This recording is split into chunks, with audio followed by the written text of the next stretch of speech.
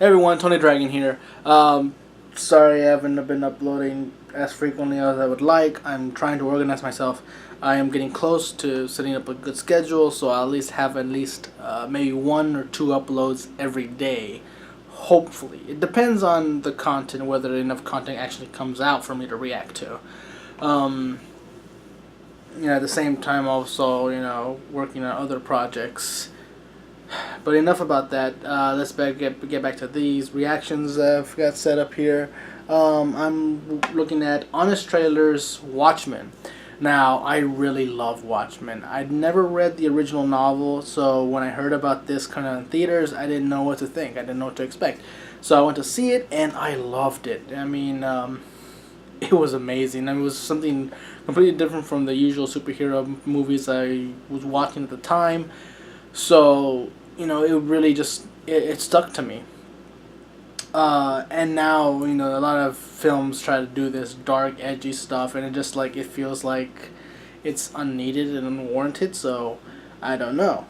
I doubt Watchmen started it, but it definitely left an impact in terms of superhero films.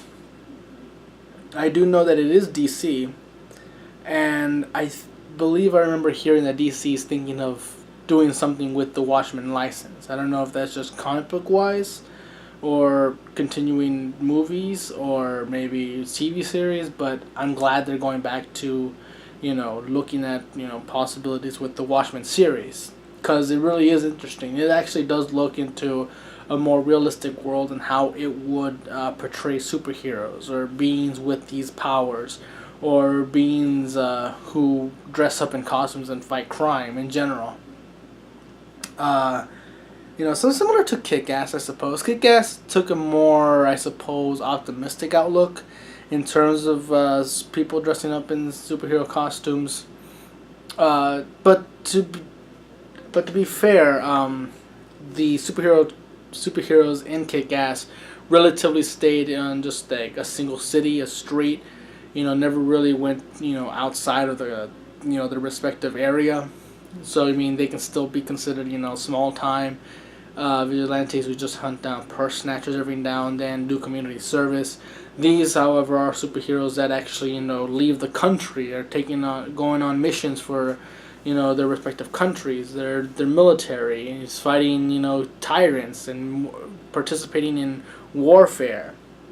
So they're a much bigger deal. They have more in line with more reason to be on the news, involved in politics, and the government and military operations. So, yeah, it was a much bigger scale. This is a much more adult, I suppose, more just darker look into what would happen if these costumes heroes, were actually seen as global, entities, and in contrast to Kick-Ass, where they remained within a single city, uh, which both are fine, both are fun, both are amazingly well done with great characters, great action sequences, just different themes.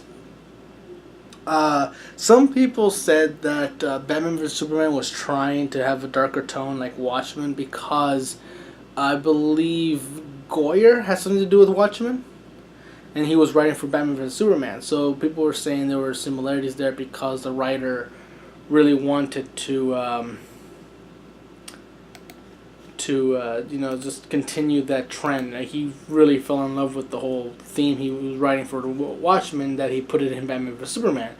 I'm not entirely sure if that's true. In fact, I kind of want to know who was. Oh, it was even directed by Zack Snyder. That's even more of a similarity that I didn't I didn't realize. So, yeah, I can see why a lot of people saying that Batman and Superman were, the at least the crew, director and writer were all just. Nope, never mind. Goyer had nothing to do with this. So it was mostly Zack Snyder.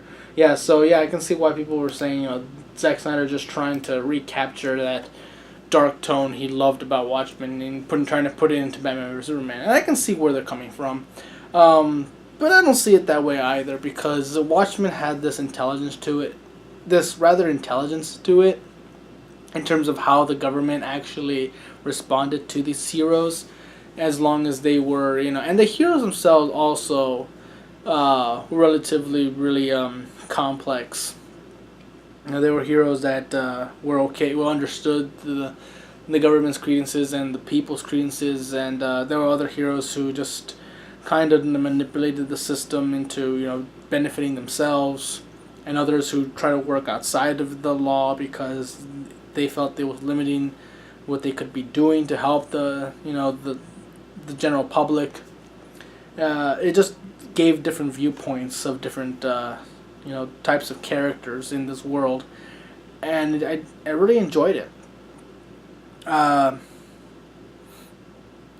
think I would say my favorite character would probably be Rorschach, not really for personality, but just his actions and just how far he got, despite being the least outfitted hero out of all of them. All he had was just his tenacity and his detective skills. Other than that, he had no fancy gadgets. He had no superpowers. He had no martial arts skill in any sense. He was the kind of guy who just broke into a criminal's house and used whatever he could find at the house to be a weapon.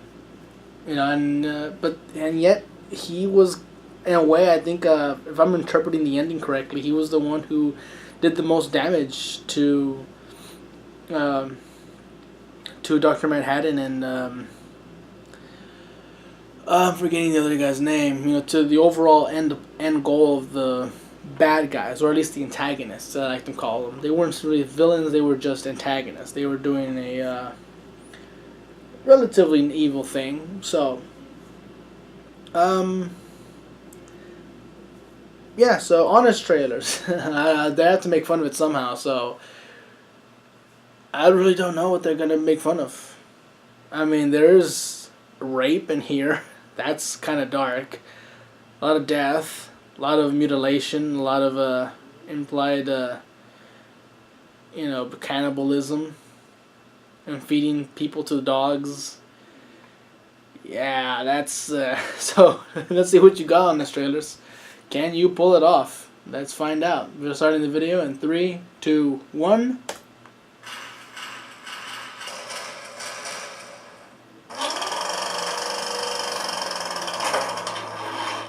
Zack Snyder turned one of the most universally beloved comics of all time into a completely polarizing movie. He turned the most universally beloved comic of all time into a completely polarizing movie. Watchmen. Really? You've read the dark satirical comic. Now get ready for the movie adaptation that transforms the complex characters and grounded realistic action into a gory version of The Matrix in a film that Watchmen creator Alan Moore described as regurgitated worms. Then again, the guy worships a snake, so take it with a grain of salt. When it comes to my spiritual beliefs, that's perhaps why I worship a 2nd century human-headed snake god called Glycon. Okay. As Snyder's gorgeous shots carry you through an overstuffed plot, where a dense 13-chapter series is crammed into a single movie, full of so many story threads, it feels like marathoning an entire season of Lost. Yeah, it was kind of...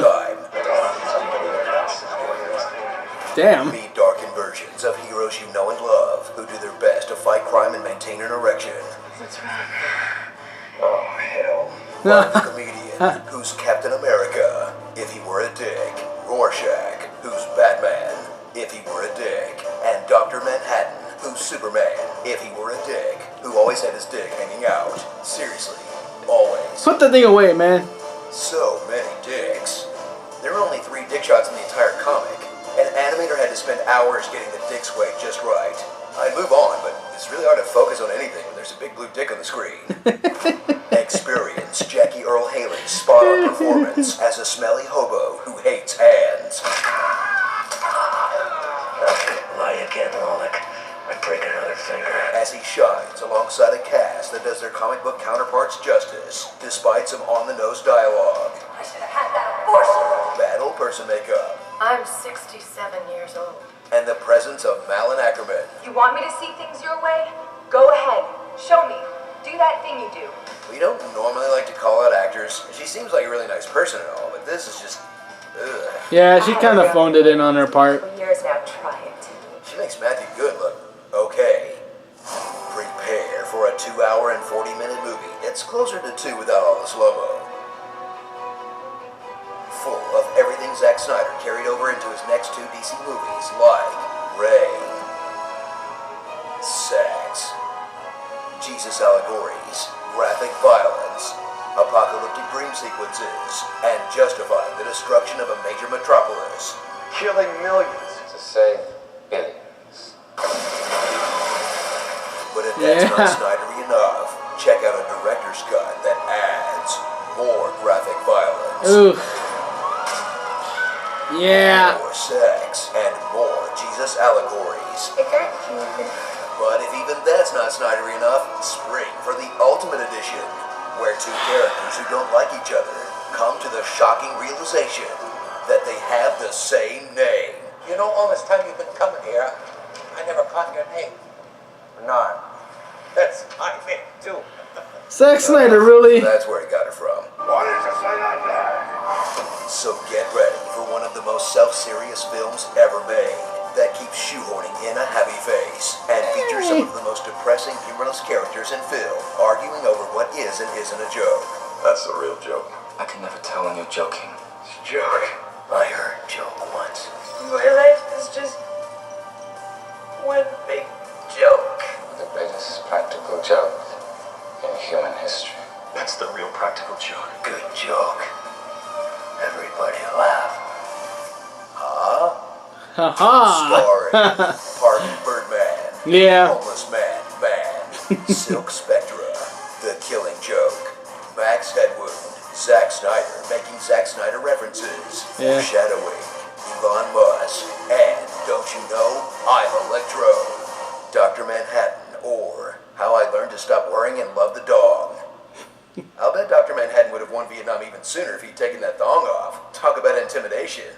Balls. Be sure to subscribe for more honest trailers.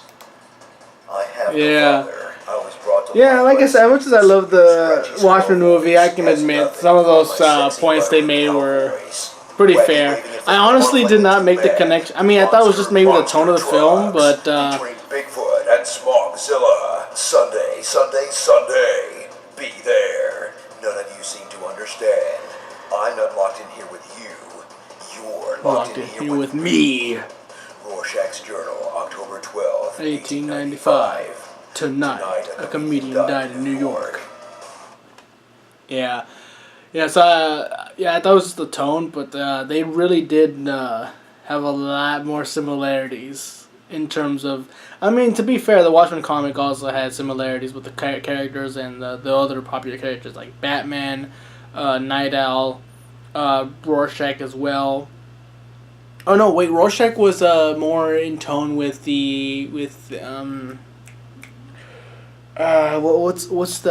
other DC character's name? The one without the face. No, he has no face, but he's dressed in a trench coat. It's also the same. You know, is a detective. Shit, I'm forgetting his name. But he has more similarities with that character. Batman has more similarities with Night Owl.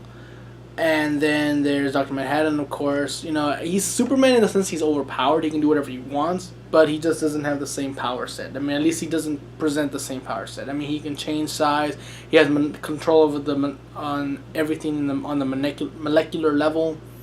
But yeah, the same name. Zack Snyder, you really love to carry over certain things to other movies, don't you? And it's like I love doing that in this movie. I wonder if I can do it in my next movie as well. But that's enough batch on Zack Snyder. I'm done now. But yeah, I can see where they were getting some of their jokes from. Yeah, it was just overly depressing, and the dicks flinging around, and Yeah, it's like what is with the dick just flinging around? I mean, some of the scenes made sense. I mean, he's in his own house, so that he can walk around naked if he wants. But then other scenes where he was in public, he's still swinging the damn thing around. It's like, dude, put some pants on. I mean, you had a thong for Vietnam. It's like, oh, I'm killing them, so I have to show them respect at least by hiding my schlong. But the general public, they can go ahead and stare as much as they want.